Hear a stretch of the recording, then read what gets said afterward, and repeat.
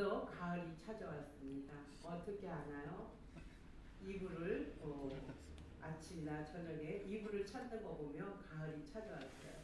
가을은 어느새 우리에게 찾아온 아주 좋은 계절이 왔습니다. 그러나 우리가 이런 계절을 누리면서도 우리의 인생은 한계의 상황으로 인해서 우리 모두에게는 각자에 맞는 절망이라는 벽들이 둘러쳐져 있을 것입니다. 어떤 분들에게는 질병이 될 수 있고 또 어떤 분들에게는 경제적인 자유를 얻지 못하는 것이 나에게 그 벽으로 다가올 것입니다. 그러나 그것을 떠나서 우리가 사회적 동물이기 때문에 관계를 통해서도 우리는 벽을 치고 살 수밖에 없습니다. 그 벽이 처음에는 아담하게 벽을 치면서 자신만이 쉴 수 있는 공간이라고 생각하고 자꾸 어두운 벽을 치다 보면 어느새 그 벽은 너무 높아져서 사람들이 들어올 수 없는 벽이 되고 그 벽은 칙칙하고 어둡고 서늘하고 외로운 벽으로 우리 자신이 어느새 그 벽 안에서 감옥의 삶을 살 수도 있을 것입니다. 요즘 안내 문자가 자주 뜨더라고요. 어제도 저녁에 몇 번 뜨더라고요. 북한에서 옹골 풍선을 날렸으니 그것이 떨어질 때 낙하될 때 위험할 수 있으니까 조심하라는 안내 문자였습니다. 우리는 분명히 한 민족입니다.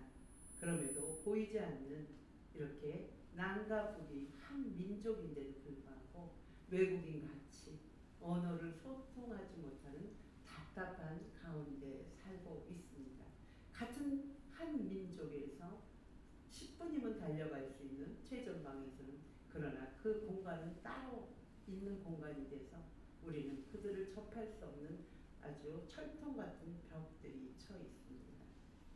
그러나 답답한 것은 70여 년이 넘은 그 벽보다도 지금 현재를 살아가는 우리의 의료진과 정부에 대처하는 그 철통 같은 벽으로 인해서 너무도 많은 사람이 우리는 건강해서 알 수 없지만 지금 응급 상황에 있는 분들은 큰 1차 기관들, 2차, 3차 기관을 통하여 약한 병들은 병원에 갈 수 있지만 우리가 그 병원을 가지 못하여 응급실에 들어가지 못하여 생명이 위중하거나 병환이 더 위급해져서 생사를 찾는 분들도 있습니다.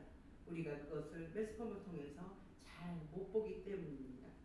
자기의 생각들, 정부와 의료진의 생각이 대화를 통하여 물꼬를 트지 않고 자기의 생각이 다르다고 서로를 악마처럼 생각하며 대화조차 꺼려하는 무작정 싫어하는 사회가 정부나 또 의료진이나 또 나라와 나라 사이 우리 개인 간에도 이렇게 벽들이 쳐 있습니다. 이렇게 서로가 서로에게 무관심과 시기와 두려움, 불신은 씩씩하고 날카로운 높은 벽들로 인하여 자기도 죽고 타인도 죽이는 결과를 토래합니다. 이런 상황 속에서 우리 그리스도인은 어떤 모습을 보입니까? 나 혼자 넘을 수 없는 어마어마한 장벽 앞에 뭘 할 수 있을까요? 그냥 포기하고 사시나요? 아니면 무작정 그 벽에 부딪혀 보신 분 있나요? 오늘 말씀 속에서 그 해답을 우리는 찾아보려고 합니다. 오늘 성경 말씀 우리 다 읽었죠? 우리 예수님은 갈릴리 땅에서 사역을 하시다가 지금 갈릴리 땅에는 초반별이 계시지 않습니다. 왜? 우리 예수님도 벽을 만난 것 같습니다. 앞서 우리가 읽지 않았지만 앞선 본문은 바리새인들과 서기관들이 장로들의 전통을 지키지 않는다고 예수님을 올가미에 씌우려고 트집하고 시비하고 비난하는 그런 경우였습니다. 우리 예수님도 지치신 것 같습니다. 그래서 예수님이 오늘 시작을 이렇게 말씀하죠. 일어나서 예루살렘을 떠났다. 그리고 아무도 모르게 그분이 두로 지방, 지금으로 말하면 레바논 그 지중해 연안 항구에 있는 그런 지역입니다. 그곳으로 가서 아무도 모르게 숨었습니다. 그런데 예수님의 소문이 이곳까지 이미 퍼졌던 것입니다. 예수님의 이적과 기적을 안 어떤 여인입니까? 오늘 헬라인이며 스로보니게의 여인 장신의 딸, 귀신 들린 딸을 애통해하는 엄마가 예수님께 찾아옵니다. 그리고 자신의 딸을 고쳐달라고 애원을 합니다. 우리 예수님 같으면 고쳐줬을 거 아닙니까? 그러나 오늘 본문에서 우리 예수님은 너무도 냉담하고 냉정하고 독한 말을 통하여 이 여인에게 대답하는 것을 볼 수 있습니다. 왜 그랬을까요? 우리 예수님이 쉬고 싶은데 휴식을 방해했기 때문에 그랬을까요? 오늘 읽은 성경에서 이 여인에 대해서 자세히 설명하는 것을 보면서 조금씩 풀어가겠습니다. 헬라인이라고 합니다. 헬라인의 문화, 언어를 쓰는 여인이었겠죠. 두로 지방에서. 스로보니게르는 그 족의 혈통이겠죠. 우리가 뭐 이씨, 김씨, 박씨가 있듯이 그런 혈통의 여인의 딸이 귀신 들렸던 여인입니다. 왜 이렇게 여인의 이름은 되지 않아서 이 여인이 살았던 상황과 그 생활 문화를 부차적으로 설명을 해왔을까요? 유대인들이 말하는 이 여인은 이방인이 되는 것을 말하고 싶었던 것을 이렇게 돌려 말했던 것입니다. 이런 여인이 예수님이 오셨다는 소식에 급하게 달려와서 예수님 발 앞에 무릎을 꿇습니다. 그리고 그 여인은 절박한 마음으로 자기 딸을, 귀신 들린 자기 딸을 고쳐달라고 합니다. 우리가 지금 응급실로 생사가 1초, 2초, 3초 응급실로 달려가지만 의료진들과 그 병원에서는 아예 받지 못해서 돌아갑니다. 이런 지금 상황이라고 생각해 보면 좋겠습니다. 또 한 사람, 우리가 다시 읽었죠? 여인이 아닌 다른 병자도 있었어요. 기먹고 말 더듬은 사람입니다. 이 사람은 두로 지방에서 그 일을 행하고 나서 우리 주님이 갈릴리로 온 유대인 중의 사람입니다. 이 둘 특징은 혼자서는 주님께 올 수 없는 병자들, 장애를 가졌습니다. 이 당시 장애를 가진 사람은 차별이 심했어요. 장애를 가진 사람은 지금도 우리가 많이 좋아졌지만 차별하잖아요. 그러나 이 당시에는 장애를 가진 사람, 그 부모나 장애자들을 하나님 앞에 죄를 져서 이들이 장애를 입었다고 이들은 부정하다, 거룩하지 않다고 이들을 배척하고 차별할 때입니다. 그래서 이 두 병자는 혼자 힘으로 예수님께 나오지 않았습니다. 더 정확히 말하자면 혼자는 나올 수 없었던 이야기이죠. 어머니를 통해서 귀신 들린 딸, 기먹고 말 더듬는 자는 주변의 사람들을 통해서 나왔다고 성경은 이야기합니다. 그러나 그 결과 치유가 일어나고 있습니다. 우리는 여지껏 신앙생활을 많이 해본 분들은 이 말씀을 읽으며 치유에 관심이 있습니다. 그러나 오늘 본문 말씀을 저는 다른 각도로 살펴보았습니다. 치유의 기적보다 하나님께서는 여기에서 주고 싶은 말, 중요한 초점을 발견하고 있습니다. 사랑하는 여러분, 잘 기억하십시오.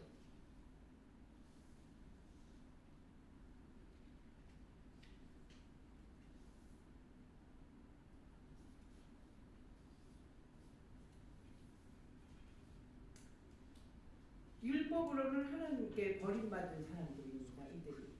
그리고 이들이 거룩한가는 거리가 먼 사람들이기에 멀리할 수밖에 없는 현실에 왜 예수님을 이들이 그렇게 배척을 했냐면 이들이 생각한 메시아는 인간으로 와서는 안 됩니다. 인간으로 와서 이적과 기적을 행하면 되는데 이 예수님은 어떠한 일을 하십니까? 술 취한 사람들, 죄인들, 이방인, 병자들과 먹기를 탐하고 놀기를 좋아하기 때문에 이들이 생각하는 공평과 정의에서는 우리 예수님을 메시아로 인정할 수 없는 현실이기 때문이었습니다. 사랑하는 여러분, 그런데 우리 예수님은 그럼 과연 이들을 어떻게 대했을까요? 우리 예수님은 이들의 기대처럼 수로보니에게 여인이 와서 낫게 해달라고 할 때 그 여인의 기도를 들어주지 않습니다. 이들 유대인들이 바라보는 관점대로 움직이는 것 같습니다. 그러나 우리 주님은 그것을 넘어서는 것을 보여줍니다. 수로보니의 여인의 출신을 단번에 거절했던 예수님이 뭐라고 말씀합니까? 오늘 27절에 내가 자녀로 먼저 배부르게 한다. 그리고 나서 자녀의 떡을 취하여 자녀를 배부르게 한 그 떡을 취하여 걔들에게 던짐이 마땅하다. 이 말씀을 통해 주님이 주고 싶은 말은 유대인, 나는 유대인의 자녀, 하나님의 자녀, 이방인을 개로 비유하는 말씀 같이 우리는 들릴 수 있습니다. 그래서 선민의식을 가진 기독교 종교를 가진 사람은 하나님 민족 안에서 기독교인끼리 똘똘 뭉치는 경우가 있습니다. 그러나 우리 주님께서 왜 이런 거친 말을 하셨는지 성경을 더 자세히 보면 오해를 풀 수 있습니다. 27절에 뭐라고 합니까? 자녀로 먼저입니다. 우선순위를 두었다는 겁니다. 이어하우스의 식구들 밥을 드시러 오시는 분들 저는 누구를 먼저 주냐면 우리 이어하우스 가족을 먼저 줍니다. 그리고 스태프들이 맨 나중에 먹고 초대된 손님하고 같이 먹게 합니다. 우리 주님도 우선순위가 있었던 거예요. 그러나 이 여인이 어떻게 얘기합니다? 이방인을 구원을 안 하겠다는 뜻이 아닙니다. 예수님의 순차적인 순서가 그랬습니다. 근데 이 여인이 우리 예수님 말에 화가 나거나 무시당했다고 뒤로 돌아가지 않고 예수님 말에 맞장구를 친다고 성경은 분명하게 이야기합니다. 그렇습니다. 예수님, 당신의 말이 옳습니다. 당신의 말씀이 맞습니다. 저는 개입니다. 그러나 주인이 먹다 남은 부스러기 그것만이라도 저는 충분합니다. 그 부스러기 한 조각, 아니 진짜 우리 먹다가 개들 주는 거 얼마나 작은 거 줘요. 그래도 그 개들은 기뻐하며 주인하고 교감하고 있지 않습니까? 그 부스러기 하나라도 나는 충분합니다. 고백합니다. 이 여인은 예수님이 누군지, 예수님의 능력이 무엇인지, 예수님의 힘이 무엇인지 이미 알았다는 것입니다. 이런 상황 속에서 저 메시아가 나를 부스러기를 준다 해도 그것은 내가 관심받고 사랑받는 거에 충분하다는 고백이 있었던 것입니다. 이 고백은 어떤 사람들이 빚어집니까? 많은 경제적 어려움을 겪어본 사람, 죽을 병이 걸렸던 사람들, 사람 관계로 단절되어 또 하나님과 단절된 사람만이 이 고백을 할 수 있는 것입니다. 지푸라기, 나에게 그 지푸라기가 동아줄이기 때문에 그 지푸라기 하나라도 그 여인은 살아갈 수 있는 것입니다. 우리 수로보의 여인을 한번 생각해 보세요. 귀신이 들려서 소리를 빽빽 지르고 일반 사람이 7배가 넘는 힘이 나오면서 그것을 어떻게 제어할 수 있었겠습니까? 그것도 힘에 쳐들려서 자기 서름에 울었을 텐데 그거에 못지않은 주변 시선은 이 여인을 사람으로 취급하지 않는 그 서름 속에 살았던 여인입니다. 냉담한 사회, 이 여인의 한숨과 이 여인의 그 사람들과의 불신 가운데서 이 여인은 외롭게 담을 치고 살았던 여인입니다. 그래서 주님한테 말을 걸었을 때 주님이 그 말을 이 여인은 알아차린 것을 우리 주님도 이 여인을 알아차리신 것입니다. 그러면서 주님께서는 이 여인에게 담대한 신앙을 갖게 하는 것입니다. 개라도 좋습니다. 주님, 부스러기 한 조각이라도 저는 충분합니다. 이 상황이, 이 한계 상황이 우리에게 벽이 된 우리의 벽을 우리 주님께서는 우리에게 담이 되어 주셔서 우리가 숨 쉴 수 있고 우리가 쉴 수 있는 공간으로 주님은 우리에게 기대어 주시는 것입니다. 근데 이상한 게 있어요. 왜 수로보니게 이방인가 또 유대인의 또 그 말 못하고 기 먹고 말도 없는 그 사건을 왜 같이 썼을까? 제가 한번 본문을 생각해 봤습니다. 지역도 다르잖아요. 하나는 유대인, 하나는 이방인. 문화도, 상황도, 종교 성향도 달라요. 남녀도 틀려요. 환자의 아픈 것도 틀려요. 근데 왜 이것을 썼을까? 공통점을 본다면 이들이 거친 파도와 휘몰아치는 폭풍 속에서 앞에 꺼지는 등불과 같은 촛불 인생이었던 것입니다. 이들은 그 인생을 말씀에 주고 싶어서 과연 그렇다면 이 말씀 통해서 무엇을 말씀하시려고 이 말씀 두 이야기를 문맥 이 다른 배경 속에서 집어넣었을까 저는 생각해 봤습니다.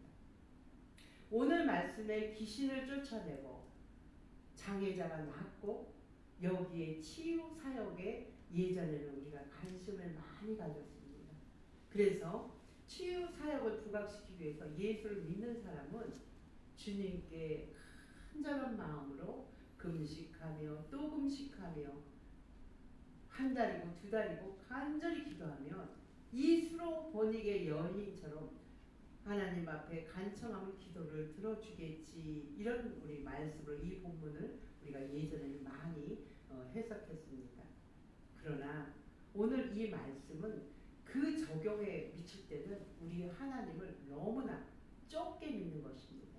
이 말씀을 통해서 우리의 믿음을 하나님은 더 크고 더 높고 더 넓게 확장시켜 주기 위해서 이 말씀을 주신 것입니다. 본문을 보면 아시겠죠? 이 사람들이 어떻게 나왔습니까? 어머니가 모시고 왔다고 아까 얘기했죠? 또 주위 사람들이 모시고 왔다고 했죠? 그 누군가가 그 사람을 데리고 오지 않고는 예수님 앞에 오지 못한다는 것을 말씀하고 싶은 것입니다.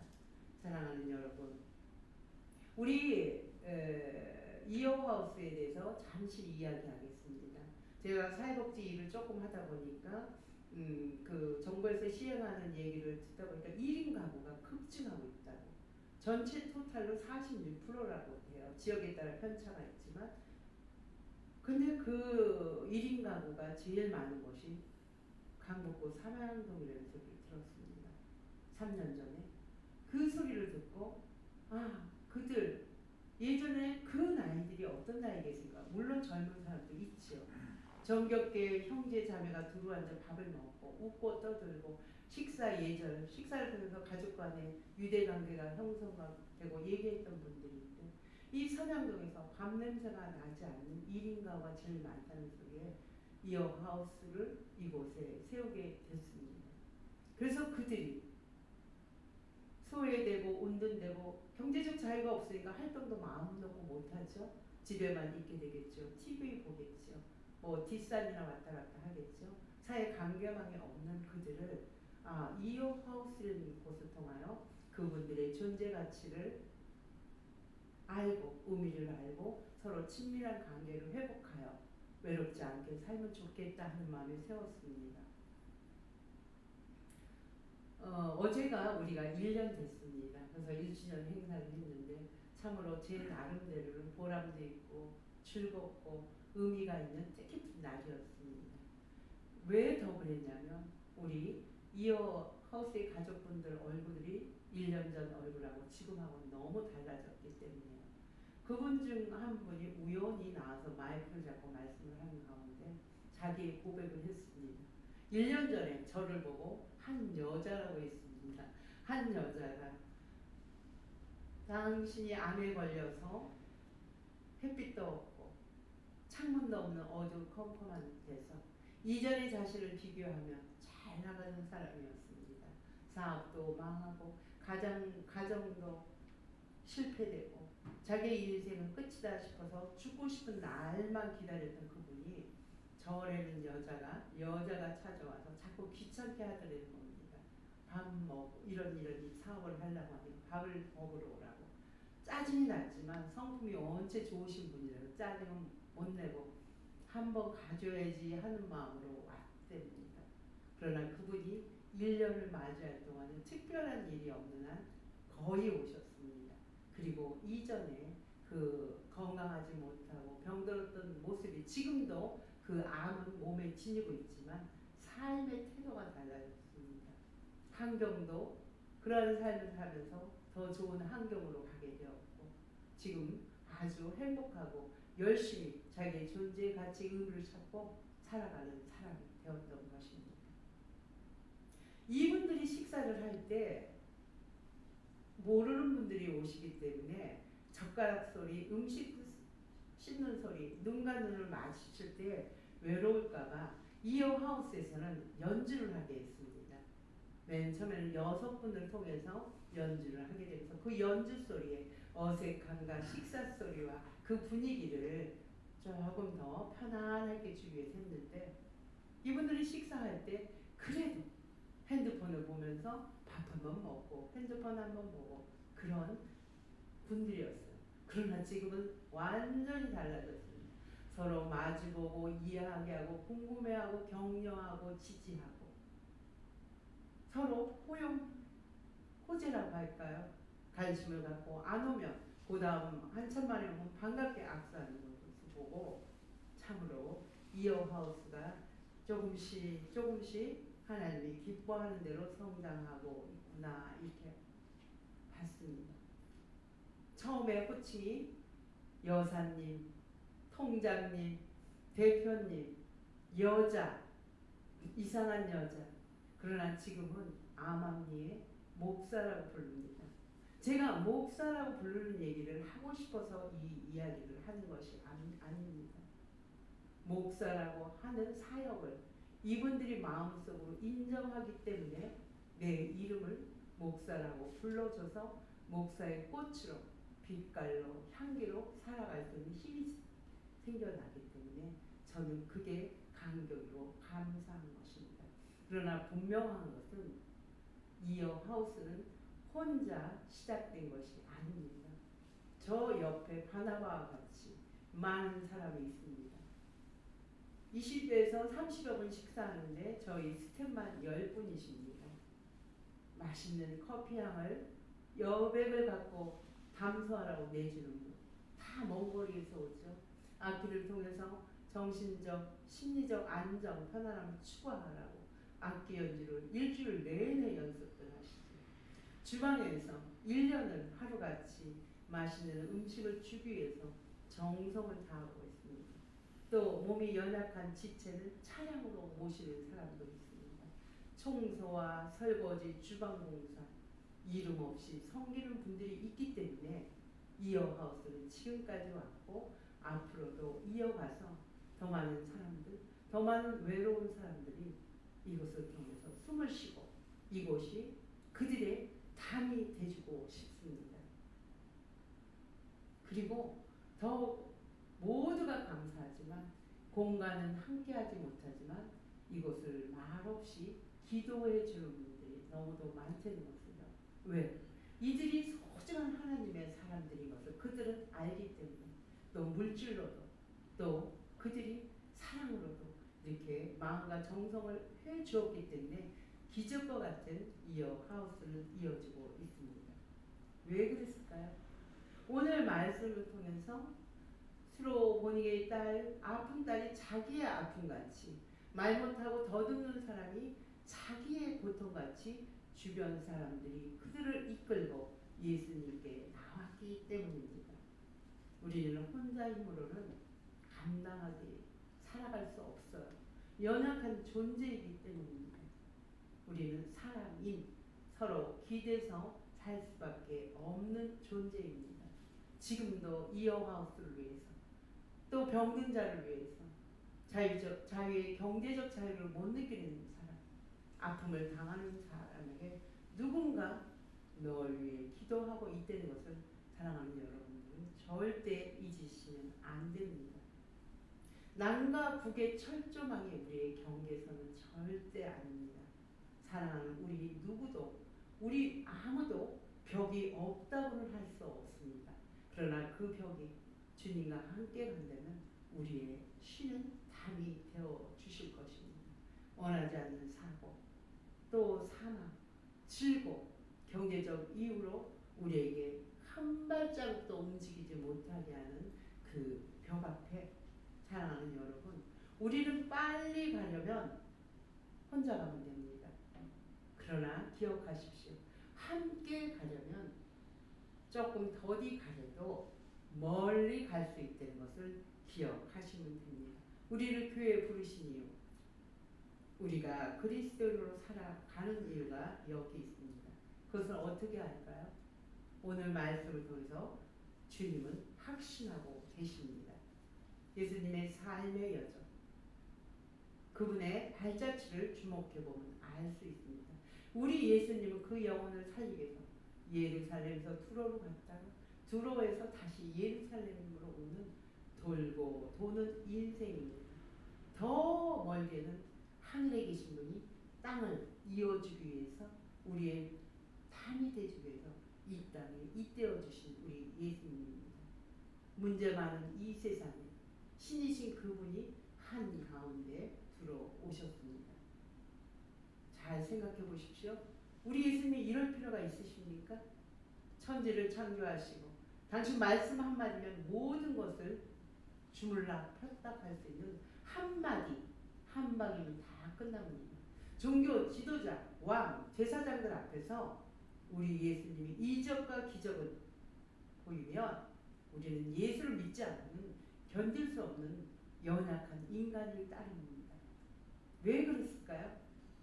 왜 우리 예수님이 이렇게 우리가 세상하는 인간들이 바라보는 예수를 믿지 않는 사람들이 보기에 미련한 방법으로 이렇게 우리를 구원해 주셨을까요? 우리를 통해 알려는 거죠. 나는 힘의 논리, 경제적 논리, 세상의 논리로 일하지 않는답니다. 세상을 부수는 것이 당신의 삶으로 죄인된 우리와 함께 이루어 나가기 위해서 이 땅에 오신 것입니다. 수고하고 무거운 짐진 자들아 다 내게로 오라. 내가 너희를 쉬게 하리라. 내 짐은 가볍고 쉽단다. 어떨 때 이 일이 가능할까요? 우리의 환경의 벽들이 우리를 무너뜨리고 우리를 주저앉게 만드는데 이게 어떻게 가능할까요? 주님이 주신 성품, 사랑과 온유와 겸손을 우리의 몸에 짊어지고 나갈 때 그것은 가능하다고 우리 주님은 말씀하십니다. 그 담을 오히려 타고 올라가는 것입니다. 그럴 때 우리의 대장이 되신 주님이 우리를 끌고 올라가시는 것입니다. 오늘 말씀을 마무리하려 합니다. 도종환 시인의 담쟁이라는 시가 있습니다. 이 시를 보면 우리 예수님이 연상됩니다. 또 그 뒤를 따르는 그리스도인의 모습도 떠오릅니다. 물 한 방울 없는, 씨앗 하나 살아남을 수 없는 절망의 벽. 그분의 손에 이끌려 절망의 벽을 결국 소망의 벽으로 그분은 이끄십니다. 나도 이렇게 내 앞에 가로막는 세상을 타고 저 담을 넘어가는 담대기로 살아야겠다는 다짐을 해봅니다. 여러분은 어떠신가요? 우리 각자 손에 손을 잡고 벽을 넘어서 그리스도인답게 살기 좋은 세상을 주님과 함께 푸르게 물들여 보지 않으시겠습니까? 여러분 눈을 감고 조용히 제가 담쟁이를 한번 읽어드리겠습니다. 눈을 감고 우리 주님과 우리 그리스도인의 모습을 상상해 봅시다. 담쟁이 도종환. 저것은 벽, 어쩔 수 없는 벽이라고 우리가 느낄 때 그때 담쟁이는 말없이 그 벽을 오른다. 물 한 방울 없고 씨알 한 톨 살아남을 수 없는 저것은 절망의 벽이라고 말할 때 담쟁이는 서두르지 않고 앞으로 나아간다. 한 뼘이라도 꼭 여럿이 함께 손을 잡고 올라간다. 푸르게 절망을 다 덮을 때까지 바로 그 절망을 잡고 놓지 않는다. 저것은 넘을 수 없는 벽이라고 고개를 떨구고 있을 때 담장이 하나는 담쟁이 잎 수총계를 이끌고 결국 그 벽을 넘는다. 기도하겠습니다. 참 좋으신 아버지